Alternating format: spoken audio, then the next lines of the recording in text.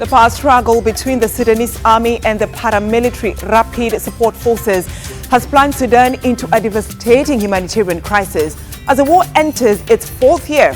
Are there any prospects for peace?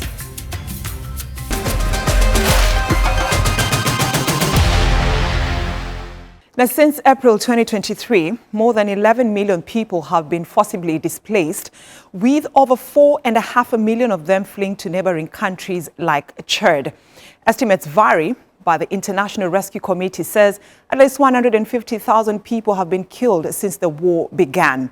As fighting continues in the western region of Darfur and neighboring Kordofan, the World Health Organization reports that up to 80% of health facilities are shut or barely functioning. What is even more troubling is the fact that there is no accountability mechanism in place for the parties to the conflict who are committing these crimes. Killing of civilians has been an ongoing activity in Sudan. Destruction of aid infrastructure, for example, hospitals, and other health centers, water supply systems, markets have been attacked, schools have been attacked. There is no place that we can say today is actually safe for people to live in. But the UN says more than 1.6 million people have recently returned to the capital, Khartoum, despite damaged infrastructure and explosive remnants of war. Now, millions of people were uprooted by the war, and those who returned say that finding food, medicine, and safety is a daily struggle, as Abdallah Hussein reports. April 15 is approaching, marking 3 years since the war erupted in Sudan back in 2023, a conflict that has displaced millions of Sudanese and reshaped the country's map. Here in Khartoum, the shift is visible. After months at the center of the fighting, the capital is now entirely under army control, with the streets reopening and limited services returning in several parts around the city. But the war has not ended, it has moved. Recent weeks have seen continued clashes and strikes in Kordofan and parts of Darfur, where civilians remain at the center of the crisis. No one expected what happened. When the war started, we thought it would last a day, maybe a week. We left and came back only to find it had stretched into months and now years. No one saw that coming. We've lived through the war from the very beginning. From the first shot, we never left. But now, the situation is much better than those early days. There is a sense of reassurance. 3 years on, Sudan is no longer on battlefield, but a country divided between areas stabilizing and others where the war is still being fought. The Sudanese armed forces control most of eastern, northern parts of central Sudan, including the capital Khartoum and Port Sudan, while the Rapid Support Forces control all of the Darfur region as fighting continues for strategic cities and trade routes in the Kordofan region. A month after the war began, Saudi Arabia and the U.S. mediated the first talks between the Sudanese army and RSF in Jeddah, Saudi Arabia, focusing on humanitarian access, not political settlement. Now, the regional bloc IGAD held emergency summit the same year, pushing for immediate ceasefire and direct talks between leaders, but it lacked an enforceable mechanism. The 2024 Geneva talks that involved the US, Saudi, Switzerland, AU and UN observers, as well as Arab states, stalled as warring parties were unwilling to negotiate directly. Now, joining me to discuss more is Ahmed Kabalo, Sudan Affairs Analyst and CEO, founder of African Stream, who is in Nairobi, Kenya. Thank you for joining us here on Africa Matters. How has the Sudan war changed during the 3 years of war, in your view? Well, we've started to see new players quite obviously now enter the war.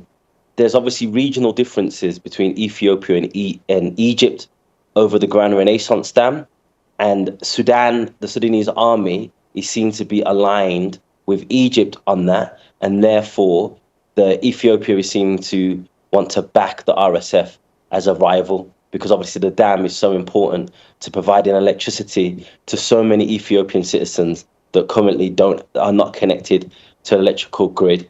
But in terms of Western powers as well. We're starting to see with this new Berlin conference, which is dated on the 15th of April, which will be the 3rd anniversary of the war. Some Sudanese critics are saying the clue's in the name, because the original Berlin conference of 1884 and 1885 was European colonial powers coming together to divide the African continent without an African in sight. So let me just finish this point.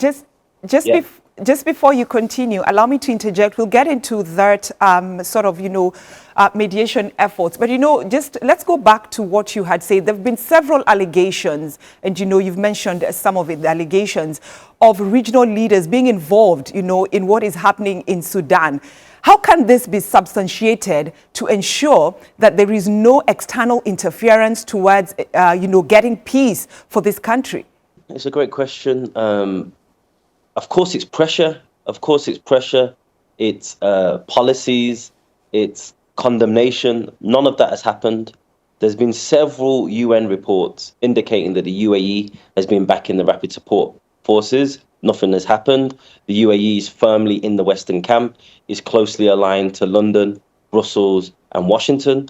So unless that changes, then nothing's going to happen. In regards to Ethiopia, much of the same. So their involvement in this conflict has only been apparent recently. There's been rumors for several months now, over the past year, but now it's beyond rumors. Again, unless there's any pressure from the African Union, from IGAD, from regional bodies, nothing's going to happen. Countries will act within their interest.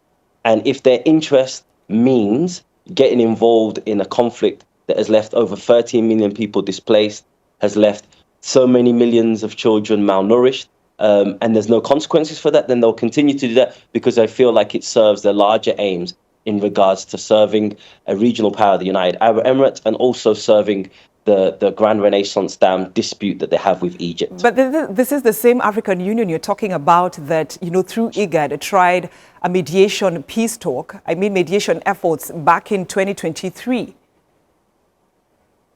Yeah, the thing about the African Union, it receives a lot of its funding from outside of Africa, and it doesn't really have any implementation policy to punish states for violating ceasefire agreements, to punish states for not showing up to talks. So it's African Union, but it's kind of like a toothless body. That said, highlighting the situation, condemning the situation can go a long way. Those bodies that do have the power, i.e. the UN Security Council, can then pick it up and act upon it. But at the moment, the Sudanese people feel like we've been shouting from the rooftops. We've been talking about external bodies backing an illegitimate militia for over 3 years now, and nothing has been done. Right. We've seen the recent US designation against the Sudanese Muslim Brotherhood, but yet there is no similar designation against the actors that are funding and backing this war. Okay. And with all that said, then, what do people outside understand about the war in Sudan and how to end it? Well, this is the biggest problem we have, actually. The mainstream media constantly misreports this war. They make it seem as if it's a kind of national, local civil war, that these two generals have just fallen out of favor of each other and there's some sort of power grab. And what Sudanese people on the ground, what Sudanese activists and Sudanese journalists are trying to say, no, that's not the case. This is a proxy war. This is about the Red Sea, which is a strategically important body of water. It's about the agricultural farmland. Sudan has the largest agricultural farmland in Africa, and the UAE isn't food secure. It imports over 90% of its food. It wants to get a hold of that farmland. It's about the gold that's in the Darfur region, Gum Arabic. It's about the resources and about control. It's about control of the Horn of Africa. We're seeing right now with Iran and the Israel conflict that the Horn of Africa is going to become increasingly contested area with more and more influence from external powers over this area, because who controls that area basically controls international trade. So why has it been difficult to find a peaceful resolution to the war, owing to the fact that we've had, various mediation efforts that have been done. Look at what back in 2023, immediately a month after the war, the Jeddah talks, we had the Geneva, we also had the IGAD. All this failed. Because the solutions that are being offered are positioning Sudan into a Libya-style partition. And no national army, no national people, nationalists, will accept that, because the conditions for those that would be under the RSS parallel government would be atrocious. We would see what we're seeing right now: ethnic cleansing, sexual violence used as a weapon of war, racial discrimination, favoritism in regards to tribe and alignment to the RSF's tribe.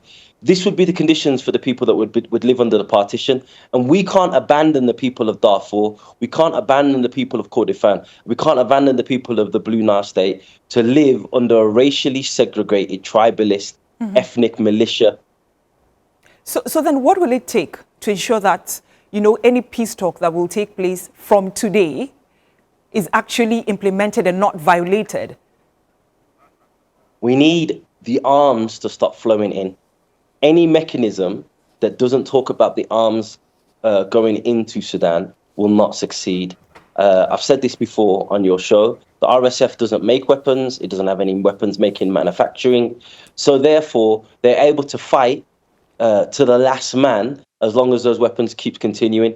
And every time it looks like we're closing down one route, i.e. Chad, which is no longer supplying the RSF, a new route opens up, i.e. Ethiopia. So we need to stop the weapons from flooding in. And only once we stop the weapons from flooding in can we stop this insurgency. And the Sudanese people can try and regain their December revolution, which was stolen from them. All right. And finally, as we wind up just in a minute, let's look at the Iran war and how it has affected Sudan. And is it likely to shape any future peace efforts? Well, the question is have the arms been grounded that were going into Sudan region? At the beginning of the war, people were hopeful that it was. But as we've seen recently with the recent gains by the RSF, that hasn't happened. But if the war does escalate and these Gulf states are not able to continue to fly in weapons to RSF-controlled territory, then it will have an effect. Right. Hamed Kabalo, Sudan Affairs Analyst and CEO of Fund of African Streams, thank you for your time and thank you for talking to us here on Africa Matters. Still to come here on Africa Matters. My name is Prosper Ngorora, reporting from Goma, Eastern Congo, where we look at how the war on Iran is disrupting the economy in the capital of North Kivu.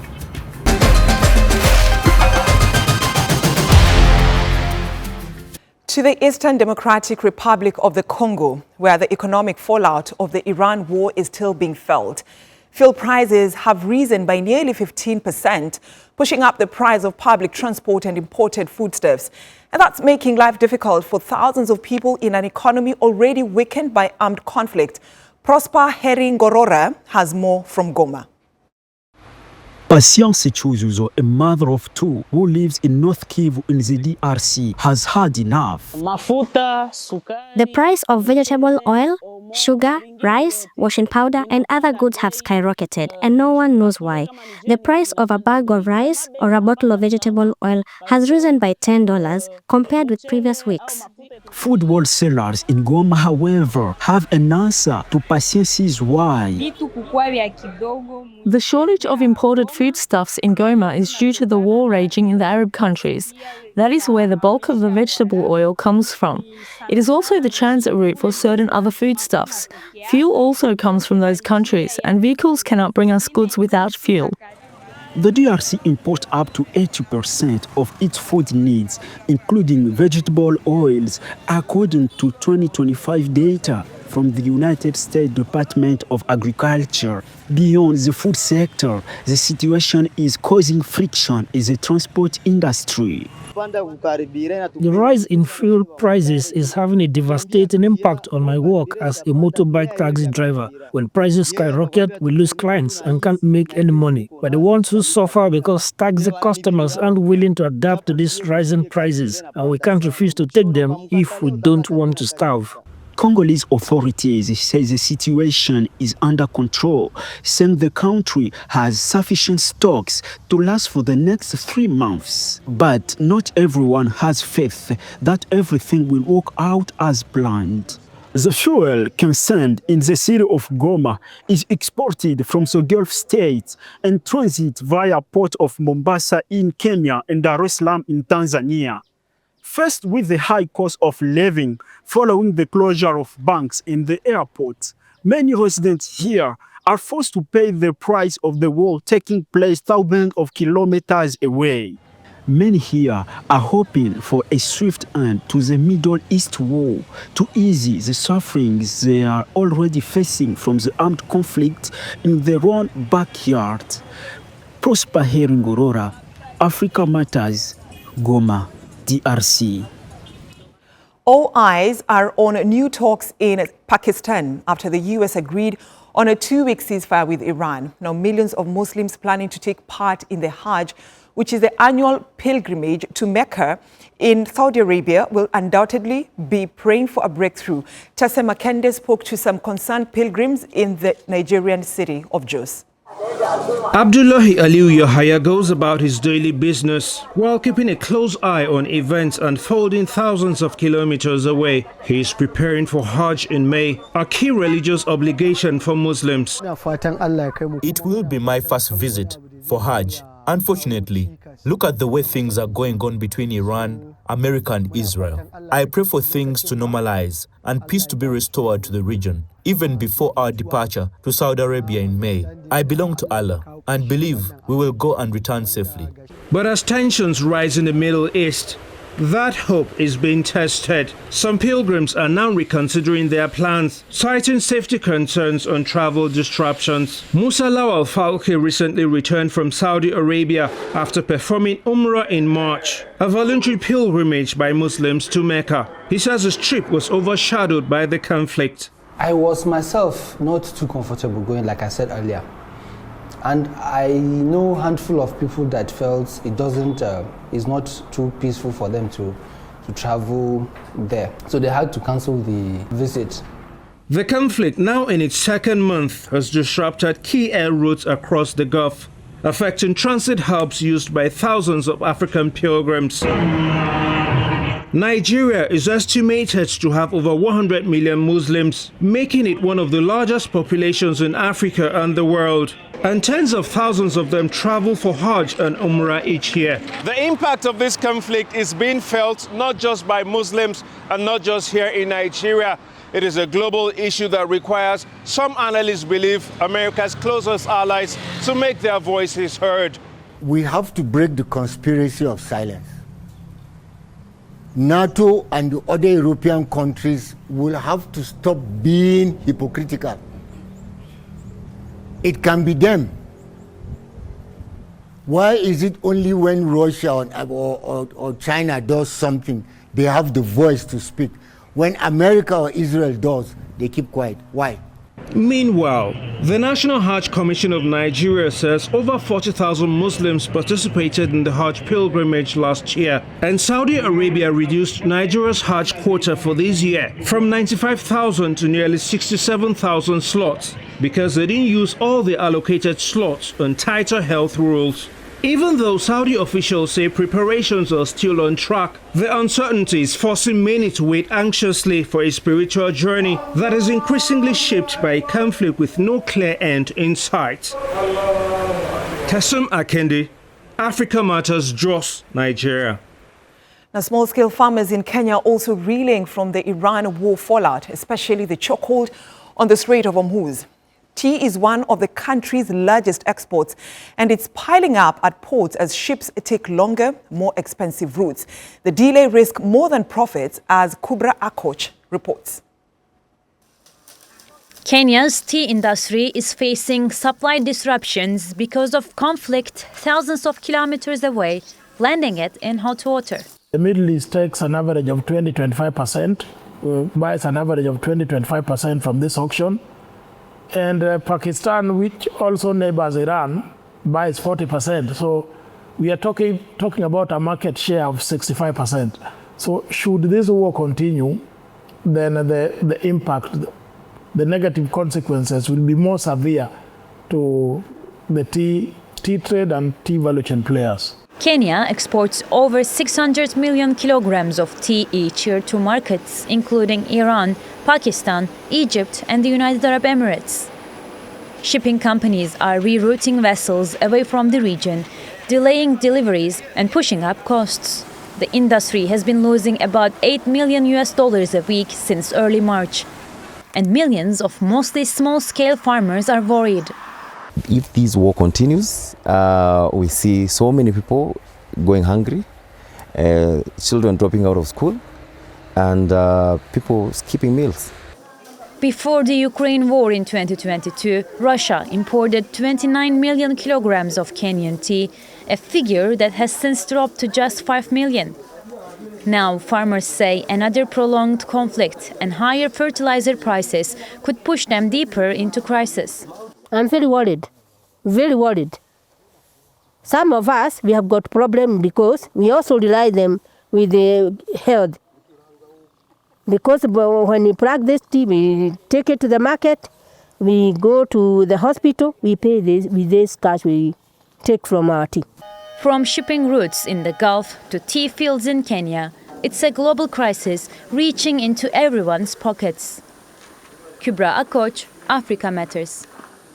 We head to South Africa now, where farmers are facing a different kind of challenge because of the Iran war. Global fuel prices soaring just as the maize harvesting season begins. South African farmers are worried that the conflict will threaten their livelihoods, as Abdul Wahab Ayupe reports. This tank is empty. These tanks have fuel in. Derek Matthews carefully monitors every liter of diesel pumped into the farm tractor. Each drop is now more expensive than the last. He's stored thousands of liters of diesel at his farm, but that may not last long once harvesting starts. These ones all have fuel in, and then the underground tank also has some fuel in. There's a tank, there's the bowser there, there's a tank that's connected to the pump. Right.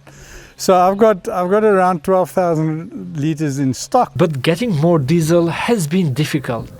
Despite placing for an order weeks ago when a liter of diesel costs $1, delivery is yet to be done. Supplier has not been able to deliver for me. Every second day they come back and then there's this hold up, they haven't got fuel, their trucks didn't get fuel, they haven't got fuel, so I don't know. His diesel-powered farm equipment will require close to 12,000 liters for 6 days of harvest. That's 2,000 liters of fuel a day. But the rise in fuel prices by 25 US cents could make some crops unprofitable. Straight after harvest, we would start preparing for the new season. And if fuel prices remain at these elevated levels, with already depleted profit margins, it doesn't make any financial sense at all to grow maize. Or, sunflower maybe, just maybe, because it's higher value.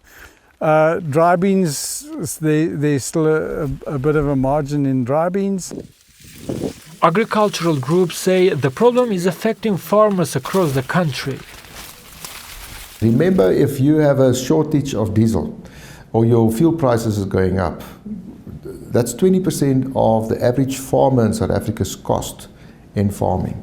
So for us, it's about the supply chain, the effect thereof back into our supply chain. And we know that you can only add it to a price of a produce. And so it means inflation of food is going to go up, and that's the last thing we want as farmers. South African farmers warn that the cost of food production will ultimately trickle down to consumers, who are also feeling the ripple effects of the Middle East oil crisis. Abdul Wahab Ayupe, Africa Matters. That's our show this week. Share your thoughts about what it's like living in the reality of the Sudan war and whether there are any prospects for peace. You can leave your comments on our Africa Matters YouTube page or on X. Thanks for watching, and it's goodbye from me, Brenda Zeda Radido.